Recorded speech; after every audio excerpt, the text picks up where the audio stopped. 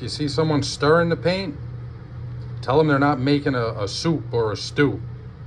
They're mixing paint. You mix paint like this, back and forth, back and forth. You'll mix the paint much faster and much more evenly and effectively by going back and forth. So today I'm going to show you guys how we get our color as a professional paint shop. First thing you're going to need to do is get your paint code. Today we're working on a Mercedes. Color code's 149. The color code is in all different locations depending on the manufacturer. You just Google it and then you'll find it. This color is 149, so I got our color. I went into our book with all of our colors. This color's got 5 variants. Now what I'll do is I will find an area close to our repair. We're doing a rear body panel and trunk repair as well as a new bumper. So I will go probably by the quarter panel. The car's already papered, so I might have to go to like the door, as long as I know that the quarter panel wasn't repaired. That's the reason why you want to go close to where you're painting. Sometimes cars were already repainted and you have to match that paint, not the actual paint from the manufacturer. This might be kind of hard to do with one hand, but I'm going to do my best for you guys. And don't mind my hand, it's disgusting. I was trying to paint the car with no gloves on earlier. So here I have Prepsol. This kind of just mimics how the paint would look if it were freshly painted. So you want to spray the car down with it, and then you also want to spray your cards down with it. Spray the cards with the Prepsol, spray the car with the Prepsol, and we grab our sunlight. Throw a light on it. First thing we look at is the face of the color. So the face is looking at the color straight on. And then you want to look at the flop, which is looking at it at an angle.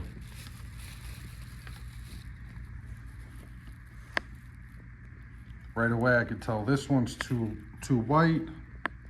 This one's close. I'll hold on to that one. This one is close.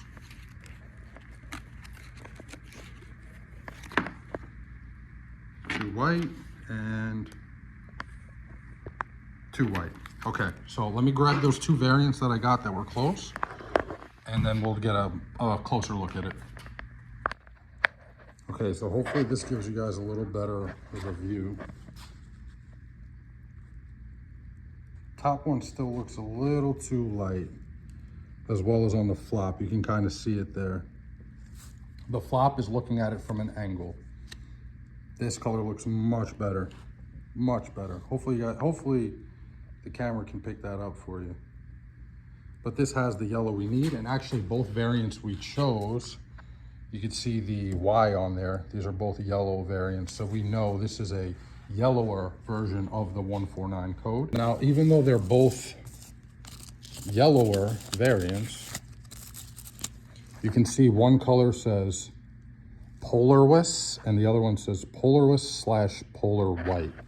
We're going with the Polaris. So now we have to go over to our computer. And if we go back again, you can see we have Polaris and Polar White. We want to go with the Polaris, so I'll click that. I don't know if I'm saying it right, I'm not German. And we're going with the yellower variant. And now our computer tells us exactly what to mix. So the next step now would be mix the color and then do a spray out.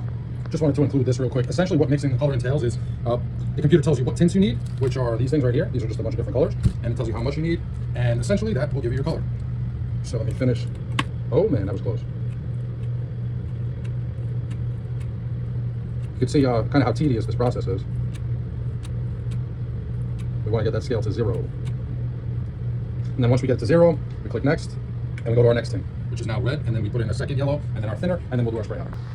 All right, I figured I may as well include this as well. So we got all our tints in there. We didn't mix it up yet. I want to show you guys the right way to mix your paint. What you shouldn't do is this. The correct way to mix paint is like this. Back and forth motions.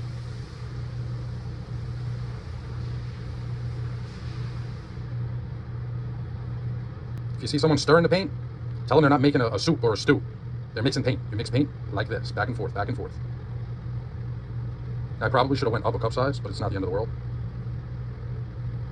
You'll mix the paint much faster and much more evenly and effectively by going back and forth. All right, let me grab a spray out card and get you guys in the booth. Here we go. One thing you want to do is you want to make sure that you keep track of how many coats you're putting on. Because, well, really if you're shooting water with solvent, it doesn't matter as much. But when you're spraying water, the amount of coats does affect the color. And I personally, I don't hold my spray out cards because I want to shoot them the same way I'm going to shoot it on the car. Because how you spray it also will affect the color. So that's one wet coat. We'll do one more wet coat. I'll do one more drop coat, which will be 3 coats in total. Then I'll clear it, and then we'll bring it over to the car and check it. Okay, so we got our spray out card done. I'll spray this panel down with a little prep tool. Put our card up to it. And it looks like we got a pretty good match. It looks like we might be a little too yellow. But one thing I learned about whites, when you're repainting a white car, you're probably better off being a little too yellow. Because it always seems to look more white when you paint the car, especially with pearls. I'm happy with this. So we'll go and start basing out our parts. They're already all sealed. I'm gonna throw some base on them. I'll get this all done and then show you guys how the color looks, how that bumper looks up against the quarters. All right, that's it. That's the bumper on. You can see it is a touch white, and the spray out looked a touch yellow. That's why you always want to go a little more yellow with your whites. Granted, the car is dirty, so it probably will be a little closer after we wash it and polish it up. But for a white, panel to panel, bumper to metal, it doesn't get much better than that. Anybody who does this will tell you, it don't get much better than that. Thanks so much for watching, guys. I appreciate it. If you got any value, if you enjoyed it, like, comment, maybe subscribe. Trying to put out as many of these videos as possible. Thanks so much for watching, guys. Have a great day.